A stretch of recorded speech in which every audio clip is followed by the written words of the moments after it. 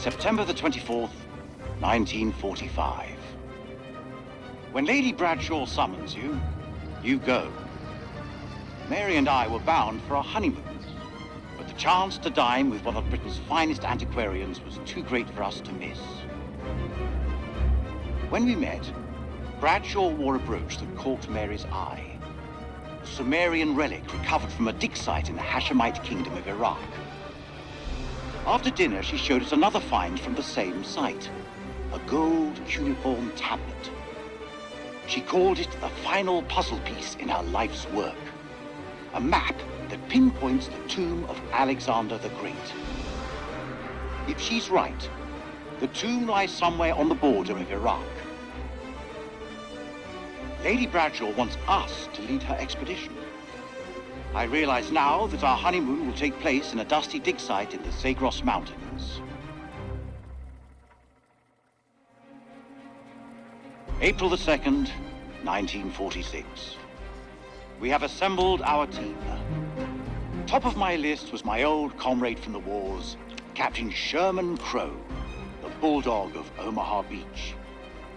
We found him in Cairo, brawling for money in a 11-time drinking club. Crowe recommended an experienced dig foreman, Arthur Pullman. And in Haifa, we picked up my assistant, the always inquisitive Aline Journeau. Lady Bradshaw insisted on the presence of her own advisor, Ellis van Hoyten, an archaeologist I know only from his poor reputation. Our team complete, we shall head to the Lebanon and from there by train to Baghdad.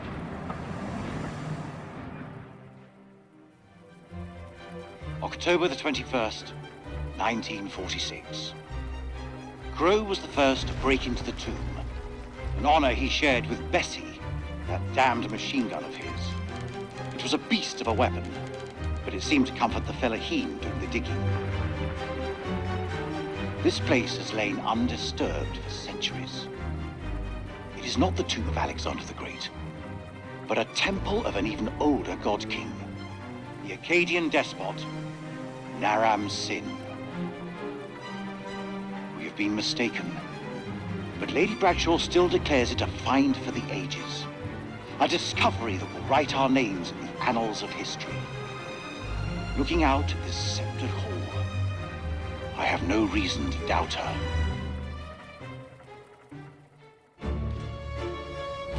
The catacombs beneath the temple are heaped with human bones. Aline has worked sacrificial digs in El Castillo, but even she hasn't seen death on this scale before. The Akkadians killed thousands in the name of their gods, most ritually decapitated, but others crudely slain and dumped in charnel pits, as though the slaughter had spiraled out of control. What plague or cataclysm demanded such a price? So much blood spilled. And for what? Whatever happened here millennia ago, it is a secret waiting to be discovered. Our work begins in earnest.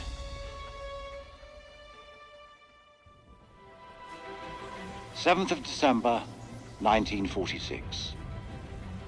Our finds have been so spectacular, I couldn't resist breaking out the champagne. As I entered the survey tent to pour a glass for Mary, I realized something was awry. She'd found Bradshaw's crate of dynamite. I tried to calm her, but she worked up a full head of steam, sounding off about the risks of using explosives at a dig site. Bring the roof down. She was right, of course. I feel terrible for hiding it from her. Just then, Crowe arrived and picked up the dynamite.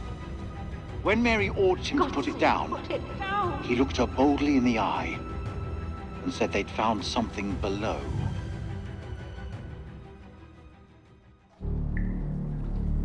The bottom of the chasm stank of death and was littered with corpses, fresh enough to be covered in flies. Crowe thinks that local bandits must have tossed their victims down here after robbing them. I pity those hapless wanderers. The fear they must have felt as they tumbled to their doom. But this was not what he wanted to show us. An unearthly light pierced the rocks. When Mary asked us what it was, Bradshaw nodded to Crow, who broke open the dynamite. She said she intended to find out.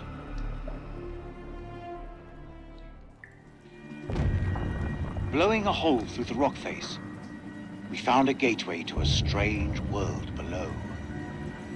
A phosphorescence emanated from beneath, casting its eldritch light over us all. Lady Bradshaw was insistent that we descend further. Perhaps Mary is right, and Bradshaw is becoming reckless and uncontrollable. But I can't stop thinking about what's down there. I am now working with Crow and Pullman to set up a winch and elevator to descend into the shaft. What mysteries lie below, I wonder, undisturbed by the world above.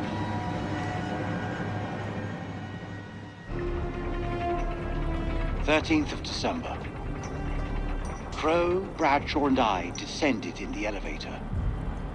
As we left, I was struck by the change in Bradshaw's temperament. She seemed eager, almost manic in the face of our new discovery. When we reached the bottom, Crow could not prevent himself from letting loose an oath. There before us, set in a dizzying vault, lay a city.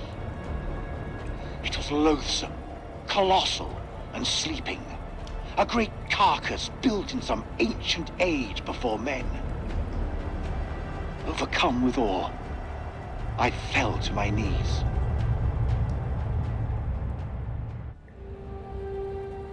December 28th. God forgive us. For days we have studied this dead, silent realm and its entombed abominations. Now the horrors have come for my own dear Mary. Crow found her unconscious in the Star Chamber, her notes scattered around her. He carried her back to our supply room and laid her down in one of the cells. When Bradshaw learned what had happened, she was evasive about Mary's work down there.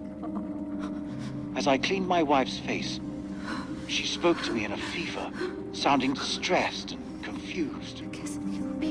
I have resolved to keep a vigil over her. I pray her fever abates so we can escape this cursed place.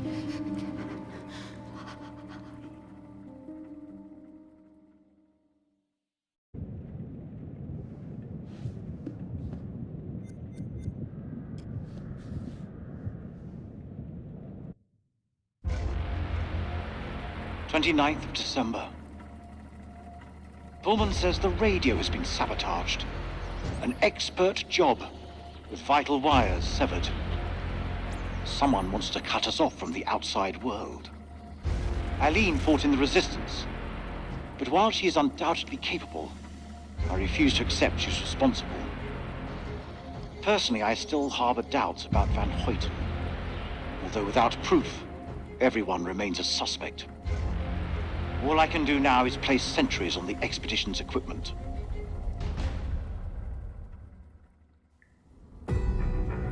30th of December. Mary's condition worsens. This evening, I awoke from an exhausted daze to find Lady Bradshaw asking my wife more of her damned questions. Mary was babbling something about winged demons. At this, Bradshaw's eyes lit up and she asked whether Mary could sense them now. Gripped by delirium, my wife lashed out, clawing at Bradshaw's chest. Lady Bradshaw withdrew, and I was, after a while, able to calm my wife.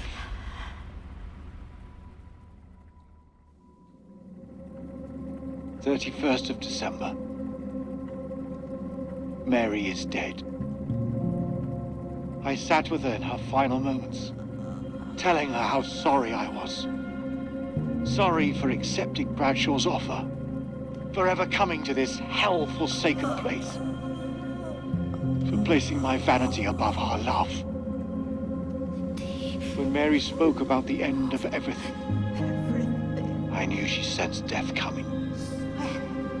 With her last words, she made me swear to bury this place.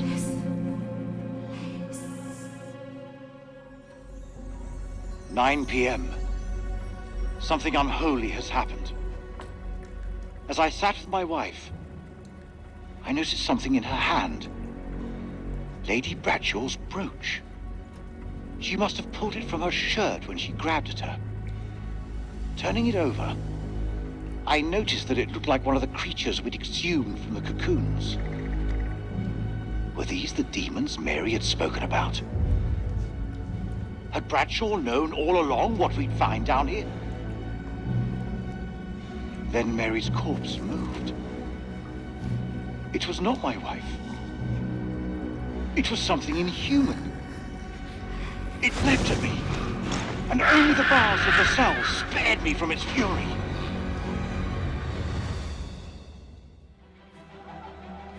The camp is in uproar. Workers are missing, and Lady Bradshaw has returned to the city deep below.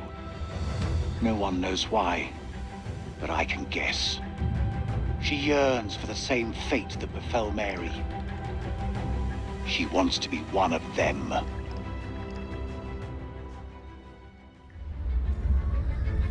First of January, 1947, 1 a.m. The saboteur has struck again, sealing us in here. We are hopelessly trapped with those things. All around us, they shriek from the darkness. Crow has set up his machine gun, pointed towards the catacombs. Mary was right. We cannot fight that which does not live. There is only one option now. Bring the whole damn temple down on them. Even if it means bringing it down on our own heads. They cannot be allowed out of here.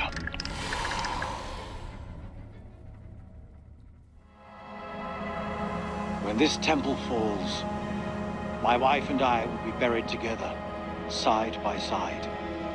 I owe her that, at least.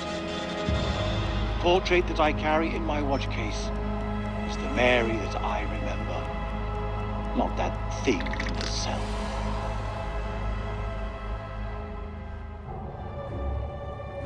This was all Lady Bradshaw's doing. She knew all along what was down here. She led us to them. I found her below, hunched over the murdered corpse of Van Hoyten. As she turned to face me, I saw that she had changed. My hand fell to the closest weapon I could find, an iron tent peg. I stabbed her with the metal, impaling her in the heart. She died. Unholy screams echoed from deep below, as if answering the sudden release of blood.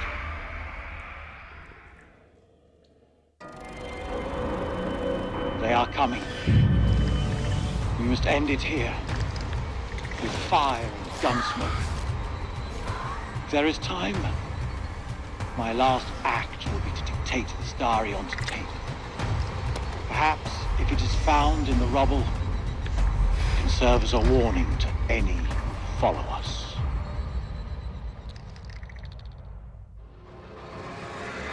The bones of this temple are drenched in blood. We have set foot on an uncharted shore and roused something ancient and wicked. A blasphemy that comes in indescribable shapes and forms. For eons we lived as children in this world, unaware of the horrors that slumber beneath our feet. Now we have blindly thrown open the gates to madness. I fear being taken, but I must do what I must. We must seal this place for eternity, for all mankind. Mary, I'm sorry.